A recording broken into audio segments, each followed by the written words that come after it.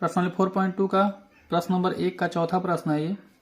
इसमें देखिए सबसे यक्स की सबसे बड़ी घात 2 है, तो इसको हम द्विघात कहेंगे, बराबर 0 है, द्विघात समीकरण भी होगा इसका नाम। तो इसमें हम सबसे पहला काम एक काम करते हैं, इसके बटे 1 है, इसके भी बटे 1 होगा, तीनों के हर को हम बराबर करते हैं तो 1 1 8 का लघुत्तम 8 आएगा। इसको 8 बनाने के लिए हम 8 का गुणा कर देते हैं, तो 8 का गुणा ऊपर भी कर दीजिएगा। इसको 8 बनाने के लिए 8 का गुणा नीचे, तो 8 का गुणा ऊपर भी कर दीजिएगा। तीनों के हर बराबर हो जाएंगे तो अंशों को एक साथ ले लेंगे। -8x, यहाँ देखिए 8 दूना 16 होगा, 8 दूना 16x स्क्वायर और -8x आप प्लस 1 आप पूरे के बटे 8 जब उधर जाएगा तो 8 सुनाई 0 हो जाएगा, क्योंकि हर बराबर है तभी अंशों को हम एक साथ लेंगे। और हर में तीनों के बटे 8 आएगा, उधर जाएगा तो 0 हो जाएगा, 8 सुनाई 0 हो जाएगा। अब एक काम कर लेते हैं, यदि मान लीजिए इसको मध्य पद को तोड़ के हल किया जाए तो 16 कम 16, 16 कम 16। अब देखिए 16 कम 16 होगा, 16 गुणे 1 का गुणा हम 16 में करेंगे, अचर पद 1 है, x स्क्वायर गुणांक 16 है, तो 16 कम 16। 16 को ऐसे दो भागों में बांटना है कि गुणा करने के बाद 16 आए, जैसे 4 चौके 16, और जोड़ने के बाद -8 आना चाहिए, तो -4 -8 होगा। तो इन दोनों का जब हम गुणा करेंगे, माइनस माइनस का भी गुणा भी करना पड़ेगा, तो माइनस माइनस प्लस 4 चौके 16, यानी गुणा करने के बाद 16 आना चाहिए, धन 16, और उन्हीं दोनों को जोड़ने के बाद ऋण 8 आना चाहिए, जैसा कि प्रश्न में दिया गया ऋण 8।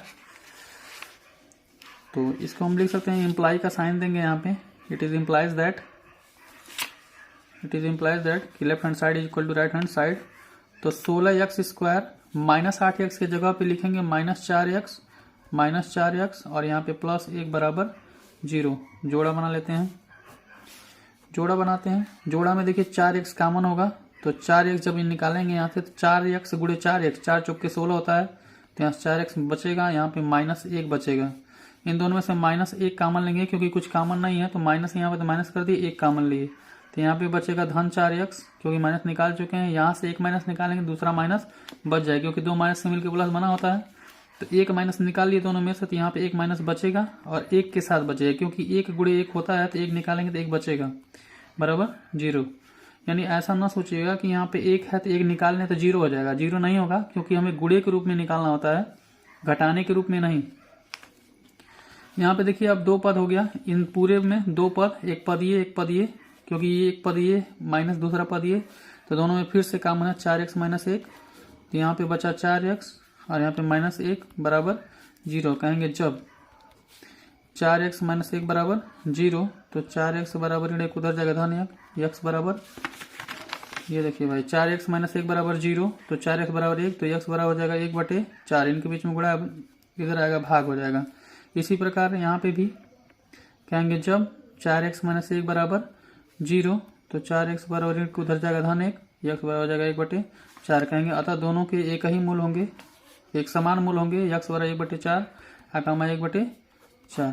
यहाँ पे इस प्रकार x के दोनों मूल समान होंगे, 1/4 1/4। ठीक है। अब देखिए यहाँ पे सवाल ये उठता है कि ये दोनों आपस में बराबर 0 जब हुए हैं, तो हमने एक को एक ही बार क्यों लिया गया है, क्योंकि दोनों में से कोई एक ही 0 हो सकता है एक बार में। एक थियरी होती है, उस थियरम के हिसाब से देखा जाए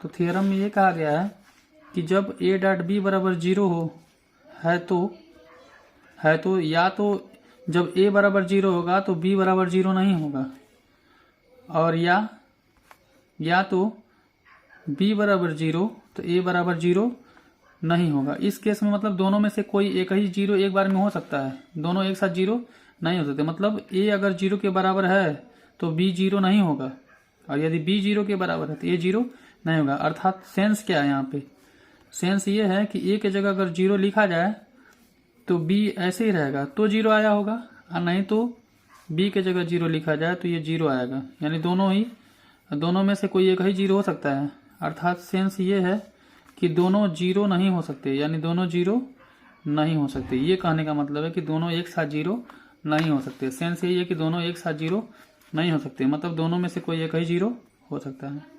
ठीक है फ्रेंड्स, मिलते हैं नेक्स्ट वीडियो में, तब तक के लिए गुड बाय।